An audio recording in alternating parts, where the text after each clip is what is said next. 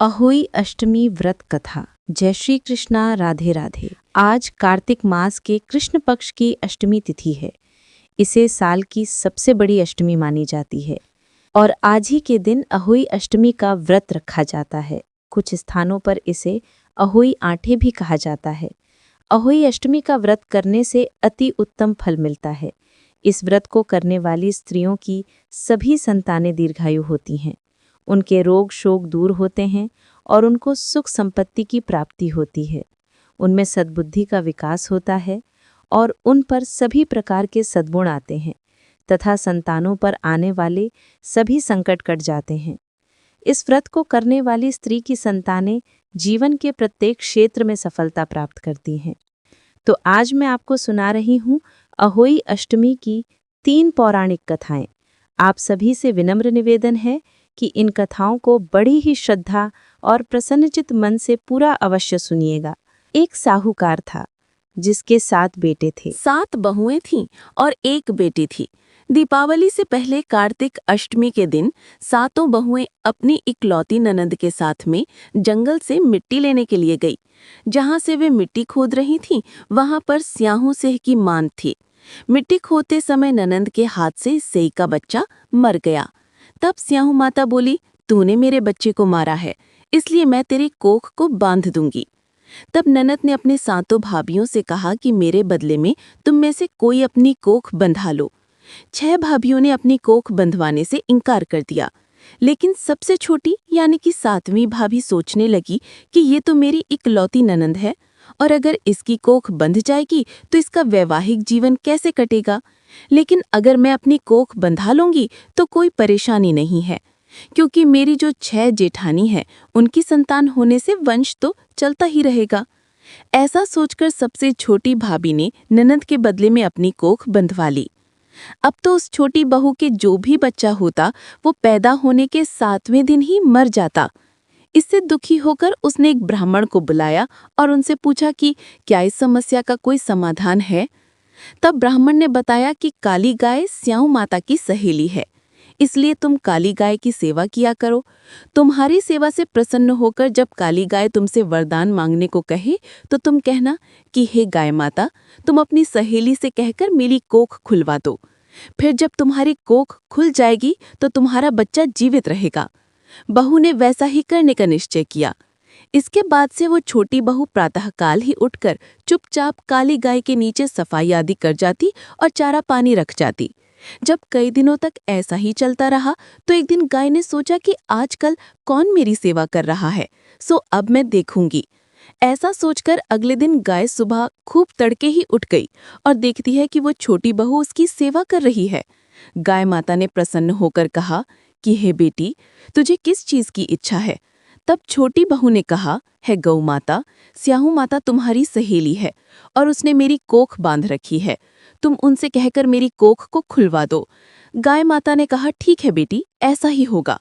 अब तो गाय माता उस छोटी बहू को साथ में लेकर अपनी सहेली से मिलने के लिए चली, लेकिन स्याहू माता 7 समुद्र के पार रहती थीं।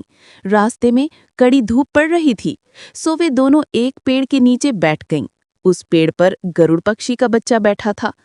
थोड़ी देर में एक सांप आया और उस बच्चे को डसने लगा। तब उस छोटी बहू ने सांप को मारकर मिट्टी के नीचे दबा दिया और उसके बच्चों को बचा लिया। थोड़ी देर में उस बच्चे की माता गरुणी आई तो वहां पर खून पड़ा हुआ देखकर उस छोटी बहू को चोंच मारने लगी। तब बहू ने कहा, मैंने तेरे बच्चे को नहीं मारा है, बल्कि एक सांप तेरे बच्चे को डसने के लिए यहाँ आया था। मैंने तो सांप को मारकर तेरे बच्चे की रक्षा की है। तब उस गरुणी ने कहा कि मैं तुमसे बहुत प्रसन्न हूँ, बोलो तुम क्या मांगती हो। बहू बोली कि 7 समुद्र पार स्याऊ माता रहती है, तुम हमें उसके पास पहुंचा दो। तब गरुणी ने उन दोनों को अपनी पीठ पर बैठा लिया और तेज गति से उड़कर उन्हें स्याहू माता के पास में पहुंचा दिया। स्याहू माता उन्हें देखकर बोली, आओ बहन, बहुत दिनों बाद आई हो। फिर कहने लगी कि मेरे सिर में जुएं पड़ गए हैं, उन्हें निकाल दो। तब उस बहू ने सलाई से सारी जुएं निकाल दी। इस पर स्याहू माता प्रसन्न होकर बोली कि तूने मेरे सिर में बहुत सलाई डाली है, इसलिए तेरे 7 बेटे और बहू होंगे। तब उस छोटी बहू ने कहा कि मेरे तो एक भी बेटा नहीं है, तो फिर 7 बेटे कहाँ से होंगे। इस पर स्याहू माता बोली कि वचन दिया है यदि वचन से फिरूं तो धोबी के कुंड पर कंक्रीट हूं। तब बहू ने कहा, मेरी कोख तो तुम्हारे पास में बंद पड़ी है। ये सुन स्याहू माता बोली कि तूने मुझे ठग लिया। वैसे तो मैं तेरी कोख नहीं खोलती, लेकिन अब खोलनी पड़ेगी। जा, तुझे घर पर 7 बेटे और 7 बहुएं मिलेंगी। तेरा घर परिवार सदा सुखी रहेगा। तू घर जाकर उजुमन करियो, 7 अहोई बनाकर 7 कढ़ाई करियो। इससे तेरी संतान सदा सुखी रहेंगी और तरक्की करेंगी। फिर छोटी बहू स्याहू माता को प्रणाम करके गाय माता के साथ में वापस आ गई। अपने घर पहुंचकर उसने देखा कि उसके 7 बेटे और 7 बहुएं बैठी हुई हैं। ये देखकर वो बहुत प्रसन्न हुई और 7 अहोई बनाई। फिर 7 प्रकार की कढ़ाई करके उजमन किया। रात के समय जेठानियां कहने लगीं कि जल्दी से पूजा कर लो, यदि छोटी बहू ने हमें पूजा करते हुए देख लिया तो वो अपने बच्चों को याद करके रोने लगेगी। फिर थोड़ी देर बाद उन्होंने अपने बच्चों से कहा कि अपनी चाची के घर पर देख कर आओ कि आज वो अभी तक रोई क्यों नहीं है। बच्चों ने जाकर देखा और लौटकर बताया कि चाची घर तो खूब उजमन हो रहा है। ये सुनकर सभी जेठानियां दौड़ी दौड़ी उसके घर गईं और पूछने लगीं कि तूने अपनी कोख कैसे छुड़ाई और तेरे इतने बेटे बहू कैसे हुए। तब छोटी बहू ने बताया, उस समय तुमने तो अपनी कोख बंधवाई नहीं थी, सो मैंने अपनी कोख बंधवा ली थी। तब मैंने गाय माता की सेवा की और उनके कहने से श्याम माता ने मेरी कोख खोल दी। उनके आशीर्वाद से ही मेरे इतने बेटे बहू हुए हैं। हे स्याहू माता, आपने बहू को जैसा फल दिया वैसा ही सबको देना। आपने जिस प्रकार से बहू की कोख खोली उसी प्रकार से हमारी भी खोलना। हम सबकी संतानों को सद्बुद्धि देना। हमारी संतान को सभी प्रकार की विद्या और धन प्रदान करना। हमारी संतान को सुख समृद्धि प्रदान करना। बोलिए स्याहू माता की जय, माता और उनके भक्तों की जय। अब आइए श्रवण करते हैं अहोई अष्टमी की दूसरी कथा, जिसे सुनने मात्र से संतान को लंबी आयु प्राप्त होती है। बहुत समय पहले एक नगर में चंद्रभान नामक साहूकार रहता था। उसकी पत्नी चंद्रिका बहुत सुंदर, सर्वगुण संपन्न, सती, साध्वी, चरित्रवान तथा बुद्धिमान थी। उसके कई पुत्र पुत्रियां हुए, परंतु वे सभी बाल्यावस्था में ही परलोक सिधार चुके थे। दोनों पति पत्नी संतान जीवित न रहने से व्यथित रहते थे। वे दोनों प्रतिदिन मन में सोचते कि हमारे मर जाने के बाद इस धन संपदा तो कौन संभालेगा। एक बार उन दोनों ने निश्चय किया कि वनवास लेकर शेष जीवन प्रभु भक्ति में व्यतीत करें। इस प्रकार वे दोनों अपना घर बार त्याग कर वन की ओर चल दिए। रास्ते में जब थक जाते तो रुककर थोड़ा विश्राम कर लेते और फिर चल पड़ते। इस प्रकार धीरे धीरे वो बद्री का आश्रम के निकट शीतल कुंड में जा पहुंचे। वहां पहुंचकर दोनों ने निराहार रहकर प्राण त्यागने का निश्चय कर लिया। इस प्रकार निराहार व निर्जल रहते हुए उन्हें 7 दिन हो गए तो आकाशवाणी हुई कि तुम दोनों प्राणी अपने प्राण मत त्यागो। ये सब दुख तुम्हें अपने पूर्व पाप के कारण भोगना पड़ा है। यदि तुम्हारी पत्नी कार्तिक मास के कृष्ण पक्ष में आने वाली अहोई अष्टमी को अहोई माता का व्रत और पूजन करे तो अहोई देवी प्रसन्न होकर साक्षात दर्शन देंगी। तुम उनसे दीर्घायु पुत्रों का वरदान मांग लेना। व्रत के दिन तुम राधा कुंड में स्नान करना।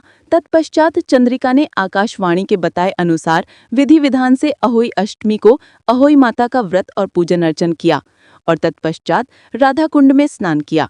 जब वे स्नान इत्यादि के बाद घर पहुंचे तो उस दंपत्ति को अहोई माता ने साक्षात दर्शन देकर वर मांगने को कहा। साहूकार दंपत्ति ने हाथ जोड़कर कहा, हे माता, हमारे बच्चे कम आयु में ही परलोक सिधार जाती हैं। आप हमें बच्चों की दीर्घायु का वरदान देने की कृपा करें। तथास्तु कहकर अहोई माता अंतर्ध्यान हो गईं। कुछ समय के बाद साहूकार दंपत्ति को दीर्घायु पुत्रों की प्राप्ति हुई और वे सुखपूर्वक अपना गृहस्थ जीवन व्यतीत करने लगे। बोलो अहोई माता की जय। अब आइए श्रवण करते हैं अहोई अष्टमी की तीसरी कथा। किसी नगर में एक सेठ सेठानी रहते थे। उनके 7 पुत्र थे। एक दिन साहूकार की पत्नी खदान में से खोदकर मिट्टी लाने के लिए गई। जैसे ही उसने मिट्टी खोदने के लिए कुदाल चलाई, वैसे ही उसमें रह रहे श्यामू के बच्चे प्रहार से आहत होकर मृत्यु को प्राप्त हो गए। जब साहूकार की पत्नी ने स्याहू को रक्त रंजित देखा तो उसे बच्चों के मर जाने का अत्यधिक दुख हुआ, परंतु जो कुछ होना था वो हो चुका था। ये भूल उससे अनजाने में हो गई थी, अतः दुखी मन से वह घर लौट आई।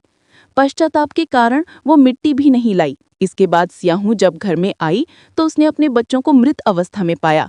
वो दुख से कातर हो अत्यंत विलाप करने लगी। उसने ईश्वर से प्रार्थना की कि जिसने मेरे बच्चों को मारा है उसे भी पुत्र शोक का दुख भोगना पड़ेगा। इधर स्याहू के श्राप से 1 वर्ष के अंदर ही सेठानी के 7 पुत्र मृत्यु को प्राप्त हो गई। इस प्रकार की दुखद घटना देखकर सेठ सेठानी अत्यंत शोकाकुल हो उठे। उस दंपति ने किसी तीर्थ स्थान पर जाकर अपने प्राणों का विसर्जन कर देने का मन में संकल्प कर लिया। मन में ऐसा निश्चय कर सेठ सेठानी घर से पैदल ही तीर्थ की ओर चल पड़े। उन दोनों के शरीर में जब तक जान थी तब तक वे बराबर आगे बढ़ते रहे। जब वे चलने में बिल्कुल असमर्थ हो गए तो रास्ते में ही मूर्छित होकर भूमि पर गिर पड़े। उन दोनों की इस दयनीय दशा को देखकर करुणानिधि भगवान उन पर दयारिद हो गए और आकाशवाणी की, हे सेठ, तेरी सेठानी ने मिट्टी खोदते समय अनजाने में ही स्याहों के बच्चों को मार डाला था, इसलिए तुझे भी अपने बच्चों का कष्ट सहना पड़ा। भगवान ने आज्ञा दी, अब तुम दोनों अपने घर जाकर गाय की सेवा करो और अहोई अष्टमी आने पर विधि विधान से पूर्वक प्रेम से अहोई माता की पूजा करो। सभी जीवों पर दया भाव रखो, किसी का अहित न करो। यदि तुम मेरे कहने के अनुसार आचरण करोगी तो तुम्हें संतान सुख प्राप्त हो जाएगा। इस आकाशवाणी को सुन सेठ सेठानी को कुछ धैर्य हुआ और वे दोनों भगवती का स्मरण करते हुए अपने घर को प्रस्थान किए। घर पहुंचकर उन दोनों ने आकाशवाणी के अनुसार कार्य करना प्रारंभ कर दिया। इसके साथ ईर्ष्या द्वेष की भावना से रहित होकर सभी प्राणियों पर करुणा का भाव रखना प्रारंभ कर दिया। भगवत कृपा से सेठ सेठानी पुनः पुत्रवान होकर सभी सुखों का भोग करने लगे और अंतकाल में स्वर्गगामी हुए। बोलिए अहोई माता की जय। आइए अब अहोई माता की पूजन विधि को जान लेते हैं। इस दिन स्त्री पूरे दिन भर व्रत रखती है। फिर सायंकाल को घर के आंगन की दीवार पर या अपने घर के पूजा घर के निकट की दीवार पर अष्टकोष्ठक की अहोई की पुतली बनाएं या अहोई माता का चित्र भी रख सकती हैं और उसमें इच्छा अनुसार रंग भरी। फिर उसके पास में ही सेई के बच्चों का चित्र बनाएं। फिर सूर्यास्त के बाद में आसमान में तारे दिखने पर वहां की इस धरती को साफ पानी से धो लें। फिर वहां पर आटे से चौक पूरी कर लें और उस पर एक लकड़ी का पटरा रख दें और उसमें पानी भरकर उसे पटरे पर रख दें और उस पर एक ढक्कन जरूर ढक दें। एक कटोरी में हलवा तथा श्रद्धानुसार रुपए रखें। फिर रोली, चावल, हलवा आदि से अहोई माता का पूजन करें। मौसम के अनुसार सब्जियां और फल भी रखे जा सकते हैं। इसके बाद में सभी महिलाएं अपने हाथ में गेहूं के साथ साथ दाने लें। फिर कोई एक महिला व्रत की कथा को पढ़े तथा अन्य महिलाएं शांतिपूर्वक सुनें। फिर अंत में सभी मिलकर अहोई माता की जय बोलकर जयकारा लगाएं और हाथ में लिए हुए गेहूं के दानों को पक्षियों को चुगने के लिए डाल दें। इसके बाद में आसमान में तारों या चंद्रमा को अर्घ्य अवश्य दें। घर में तुलसी का पौधा लगा हुआ हो तो उसमें भी जल चढ़ा सकते हैं। फिर कटोरी में रखा हुआ हलवा और रुपए अपनी सास को या किसी भी सुहागन स्त्री को दें। इसे बाइना देना कहते हैं और उनके पांव छूकर उनसे आशीर्वाद लें।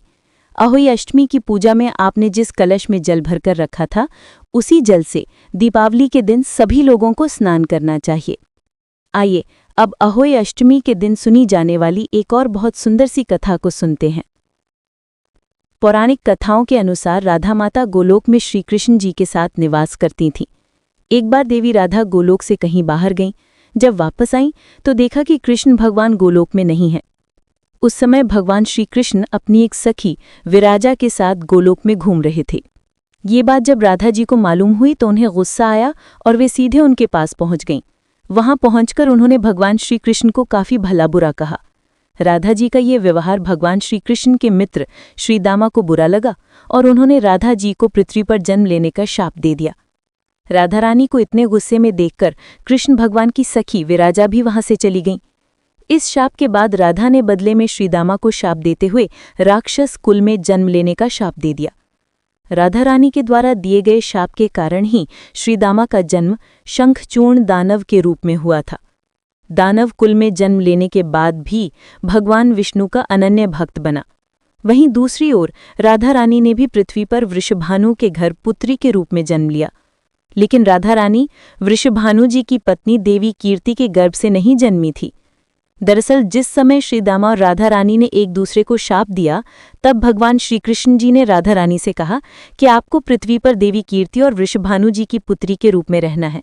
इसके आगे भगवान श्री कृष्ण ने राधा रानी से कहा कि जब आप विवाह के योग्य हो जाएंगी तो आपका विवाह मनुष्य के अवतार में रायाण नामक एक वैश्य से होगा।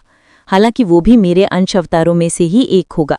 आप धरती पर भी मेरी प्रियतम बनकर ही रहेंगी, परंतु हम दोनों को वहां बिछड़ने का दुख सहना होगा। हे राधा रानी, अब आप धरती पर जन्म लेने की तैयारी करें।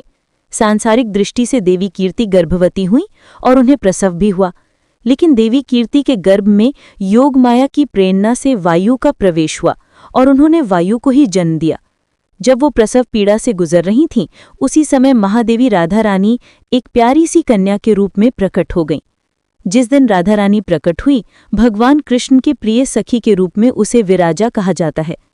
जिस दिन राधा रानी प्रकट हुई वो भाद्रपद शुक्ल पक्ष की अष्टमी का दिन था, इसलिए भाद्रपद शुक्ल पक्ष अष्टमी को राधा रानी अष्टमी के रूप में जाना जाता है। इस दिन भगवान श्री कृष्ण और राधा रानी की पूजा की जाती है। इस व्रत को करने से हमें सभी सांसारिक सुख आनंद प्राप्त होते हैं। मान्यता के अनुसार इस व्रत को करने से धन की कमी नहीं होती और घर में बरकत बनी रहती है। जय अहोई माता की।